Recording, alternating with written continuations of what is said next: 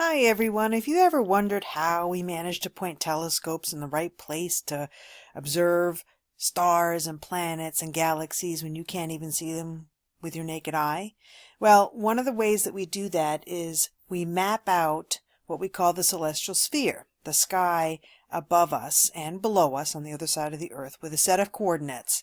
And today we're going to learn about these coordinates. They're coordinates on the celestial sphere, we call it, and the coordinates themselves are called right ascension and declination. So first, let's orient ourselves with the coordinates that we have on Earth. And on Earth, our big sphere right here, we have the equator, and we have the North Pole, and we have the South Pole, and the coordinates that we use on Earth are latitude and longitude. And the lines of latitude form a ladder on the Earth like this, and these are lines of latitude, and they go between 90 degrees south through the equator at 0, and then all the way up to 90 degrees north. And then the lines of longitude, are the lines that go from the North Pole and the South Pole. And those go between 0 and all the way to 360 degrees. For a point of reference, Bridgewater is at about 42 degrees latitude. Now the angles of latitude are measured from the center of the Earth, the line that goes from the center of the Earth to the equator, and the angle that it makes above the equator. This is the angle theta that is your latitude. And so when you're standing on the equator, your latitude is 0, and when you're standing on the North Pole, that angle that it makes, right, is 90 degrees. And so Bridgewater is somewhere around here. Now, what we do is we expand this coordinate system out into space. And what we have to do in order for that to work, right, is we have to imagine that in the middle of this huge sphere where all the stars and the planets and the galaxies are, right in the middle of that is the Earth. Now, we know that the Earth is not the center of the universe as much as we like to think that it is, but it's not. But this model at least works to help us understand how this all works. Okay, so you have to imagine that the Earth is like a ping pong ball inside a really big basketball. And the Earth's equator, which is right there, this tiny little equator, has a parallel line on the celestial sphere right out here. This line matches up exactly with the Earth's equator, but we give this the name of the celestial equator. And this is the North Pole right here, and then right above the North Pole we call it the North Celestial Pole.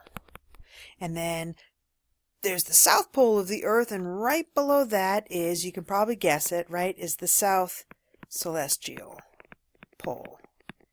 And then we have the equivalent coordinates of latitude and longitude, but we don't call them celestial latitude and celestial longitude, which would be very logical, but this isn't logical.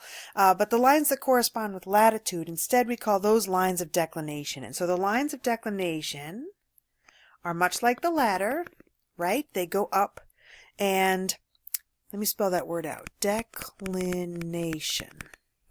And the declination at the celestial equator is 0 degrees. At the North Celestial Pole, it is 90 degrees declination.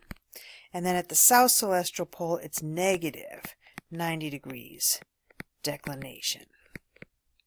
Okay, so if you're standing on the South Pole and you look straight up over your head, right, you're going to see the South Celestial Pole. If you are standing on the North Pole of the Earth and you look straight up over your head, you're going to see the North Celestial Pole. And then, instead of longitude, we have lines that go from the North Celestial Pole to the South Celestial Pole, and we call these lines of right ascension.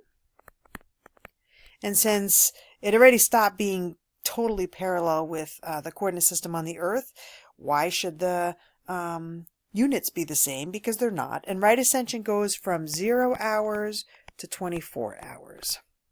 But we're going to focus mostly on the lines of declination rather than the lines of right ascension.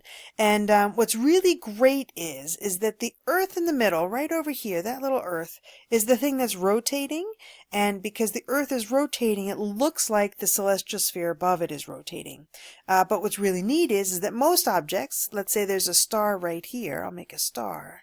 That star will have that particular right ascension and declination at all times. So kind of like Boston has a fixed latitude and longitude, it will stay that way unless there's an earthquake and we are moved, right? So any celestial object has a right ascension and declination, and